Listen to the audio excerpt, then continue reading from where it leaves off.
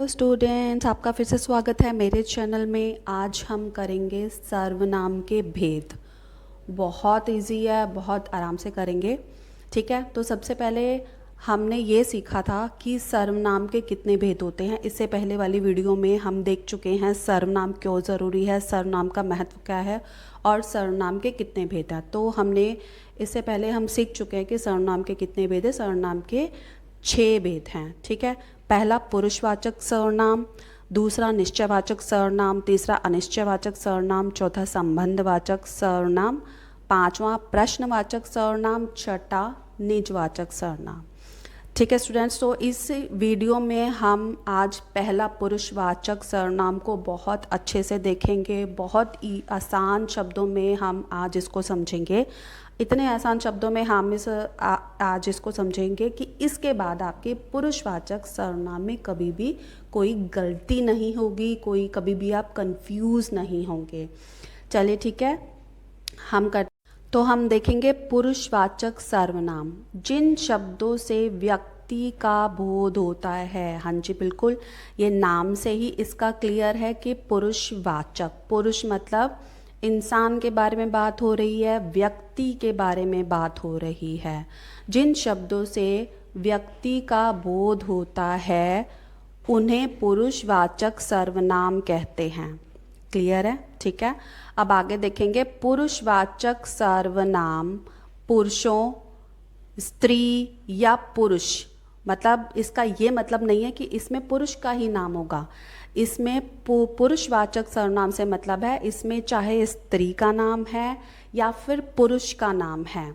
जो सर्वनाम है वो स्त्री या पुरुष के नाम के बदले आते हैं। नाम के बदले मीन्स उनके संज्ञा के बदले, संज्ञा के स्थान पर आते हैं। तो आपको क्लियर हो ही गया होगा कि पुरुषवाचक से क्या मतलब है।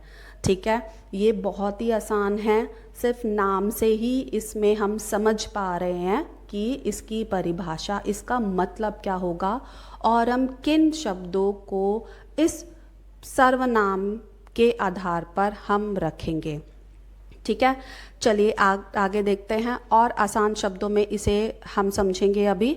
बोलने वाला, जैसे मैं अभी बोल रही हूँ, सुनने वाले जैसे आप लोग सुन रहे हैं, तथा जिसके विषय में बात होती है। मतलब अगर हम किसी और के बारे में बात करें, जैसे मैं अगर आपसे आपके दोस्त के बारे में पूछ रही हूँ, ठीक है, तो मैं यहाँ पर बोल रही हूँ और आप सुन रहे हैं, और मैं आपसे आपके दोस्त मतलब किसी तीसरे के बारे में बात कर रही हूँ, आपके दोस्त के विषय के बारे में बात कर रही हूँ। ठीक है, तीनों हम इंसान ही हो गए। मैं इंसान हूँ, आपसे बात करें, आप इंसान हैं, आपका दोस्त भी इंसान है। ठीक है, उनके लिए प्रयोग किए जाते हैं। ठीक है, उनके लिए प्रयोग किए जाने वाले सर्वनाम पुरुषवाचक सर्वनाम कहलाते हैं। ठीक है, तो पुरुषवाचक सर्वनाम से हमें समझ में आ गया कि कौन कौन से शब्द हम यहाँ पर रखेंगे जो मुझसे रिलेटेड होंगे। जैसे मैं आपसे, जो आपके आधार पर होंगे, जैसे तुम और उनके, और जो तीसरा बंदा है, जो तीसरा आपका फ्रेंड है, जो मित्र है, जो दोस्त है, वो क्या है, उनके उनके उनके बारे में बात कर रहे हैं। क्लियर है?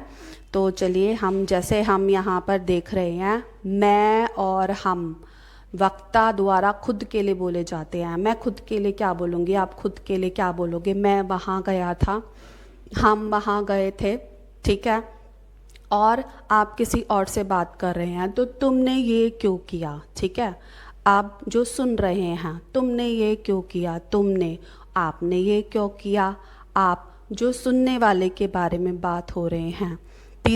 अब यह, वह, ये, वे किसी और के बारे में बात करने के लिए आदि, मतलब हम किसी तीसरे इंसान के बारे में बात कर रहे हैं। वे लोग वहाँ गए थे, वह कल आगरा गया था। तो हम यहाँ पे क्या बात कर रहे हैं, किसी तीसरे इंसान के बारे में हम बात कर रहे हैं। क्लियर हुआ हम सबको कि मैं जो बोल रहा है और जो सुनने वाला दूसरा इंसान, और मैं आपसे किसी तीसरे इंसान के बारे में बात कर रही हूँ, तो वो कोई और है।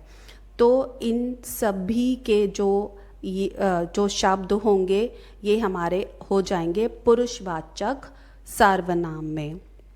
ठीक है, अब यहाँ पर देखेंगे पुरुषवाचक सर्वनाम के 3 प्रकार होते हैं, बिल्कुल भी कंफ्यूज नहीं होंगे। हमने वहाँ पर किया था सर्वनाम के भेद। चलिए मैं आपको दिखा देती हूँ फिर से। सर्वनाम के 6 भेद होते हैं। ठीक है, हम अभी पहले के बारे में बात कर रहे हैं, पुरुषवाचक सर्वनाम के बारे में हम बात कर रहे हैं। सर्वनाम के 6 भेदों में से पहला भेद पुरुषवाचक सर्वनाम।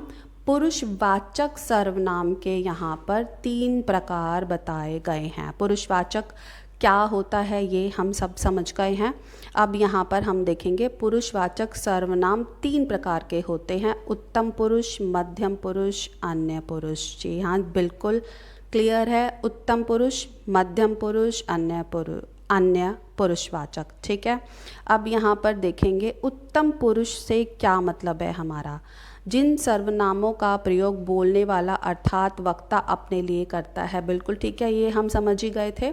इसमें 3 प्रकार के होते हैं कि जैसे जो हम अपने लिए जो बोल रहा है, जैसे मैं बोल रही हूँ, आप सुन रहे हैं, ठीक है, और हम किसी और के बारे में बात कर रहे हैं, तो ये वही हैं उत्तम पुरुष। उत्तम पुरुष जो मैं अपने बारे में बात कर रही हूँ। ठीक है, जिन सर्वनामों का प्रयोग बोलने वाला अर्थात वक्ता अपने लिए करता है उन्हें उत्तम पुरुषवाचक कहते हैं। क्या बोलते हैं उन्हें? उत्तम पुरुषवाचक हम बोलते हैं कि जैसे मेरा, मैं, हम, ऐसे ही बात करते हैं। ये मेरा है, ये मेरा सामान है, मैं वहाँ कल गई थी, हम सब बहुत अच्छे हैं। तो यहाँ पे हम बात कर रहे हैं, हम जो बोल रहे हैं, हम उनके बारे में बात कर रहे हैं, ये है हमारा उत्तम पुरुषवाचक। ठीक है, अब इसके साथ हम आगे देखेंगे, इसमें हमारा और भी आ जाएगा सर्वनाम में हमारा, मुझे, ये हमारा है, हमारा, मुझे, मुझको, हमारी, मैंने आदि। ये कहाँ हम शब्द यूज़ करते हैं? अपने लिए करते हैं। अपने लिए जो बोल रहा है वो खुद के लिए यूज़ ये इस्तेमाल ये करता है। ठीक है, और इसके बाद अब हम देखेंगे अगला उदाहरण। ठीक है, जिससे कि हमें और ज़्यादा क्लियर हो जाए। जैसे मेरा नाम मनवित है, अब यहाँ पर है मेरा, ये है मेरा नाम, ये अपने लिए बात कर रहा है मेरा, तो ये है उत्तम पुरुष। मैं कक्षा 10 में पढ़ता हूँ, मैं, ये अपने लिए बात कर रहा है। हम 2 मित्र हैं, हम, ये खुद बोल रहे हैं, अपने लिए बात कर रहे हैं। हमारा घर आस पास में ही है, ये खुद के बारे में बात कर रहा है। ठीक है, तो ये सारे जो हैं हमारे हो जाएंगे उत्तम पुरुष। उसके बाद हम देखेंगे मध्यम पुरुष। जिन सर्वनामों का प्रयोग सुनने वाला, हाँ जी बिल्कुल, जिसमें हमने किया था जो बोल रहा है वक्ता और दूसरा सुनने वाला। अब यहाँ पर हम बात कर रहे हैं सुनने वाले की, जो हमारा हो जाएगा मध्यम पुरुष। उत्तम पुरुष बोलने वाला, मध्यम पुरुष सुनने वाला, अर्थात जो श्रोता के लिए किया जाता है उसे क्या कहते हैं? मध्यम पुरुष कहते हैं। अब यहाँ पर देखेंगे मध्यम पुरुष का मतलब जैसे तू, तुम, तुम्हें, आप, तुम्हारे, तुमने, आपने आदि। तो ये हम, जैसे मैं आपसे बात कर रही हूँ तो इनमें से कोई अक्षर मैं यूज़ में करूँगी। जैसे आप सुन रहे हैं ना, ठीक है, तुम सुन रहे हो ना, तुम यहाँ पर क्यों खड़े हो, आप ये काम कर लो। मतलब मैं आपसे बात कर रही हूँ और आप हो गए हैं श्रोता, मतलब सुनने वाले। तो वो हमारा हो जाता है मध्यम पुरुष वाचक। इसके उदाहरण भी हम देख लेते हैं। तू इतनी देर तक कहाँ था? तुम कहाँ गए थे? तुम्हें जल्दी आना चाहिए था। तो इन वाक्यों में हमने देखा तू, तुम, तुम्हें, तो ये हमारे सभी कौन से हैं? मध्यम पुरुषवाचक। ठीक है, अब एक और वाक्य हम देखेंगे। आप मेरे घर सादर आमंत्रित हैं। आप, यहाँ पर क्या है? सुनने वाले। सुनने वाले कौन होते हैं? श्रोता। तो जो जितने भी सुनने वाले हैं वो हमारे हो जाएंगे मध्यम पुरुष में, और बोलने वाले कहाँ हो जाएंगे, उत्तम पुरुष में। ठीक है, अब इसी के साथ ही अन्य पुरुष, अब ये हमारा है तीसरा और लास्ट, अन्य पुरुष। जिन सर्वनाम शब्दों का प्रयोग अन्य किसी व्यक्ति के लिए किया जाता है। हाँ जी, हाँ, अभी हमने किया था कि जैसे मैं आपके दोस्त के बारे में बात कर रही हूँ आपसे, या आपके किसी रिश्तेदार के बारे में बात कर रही हूँ, मतलब मैं किसी तीसरे इंसान के बारे में बात कर रही हूँ, तो वो हमारा हो जाएगा अन्य पुरुष। जैसे वे, यह, वह, इनका, इन्हें, उसे, उन्होंने, इनसे, उनसे आदि। तो ये जितने भी हमारे शब्द हैं ये किस में आ जाएंगे, हमारे अन्य पुरुषवाचक में। ठीक है, और इसके उदाहरण भी हम देख लेते हैं। वे मैच नहीं खेलेंगे।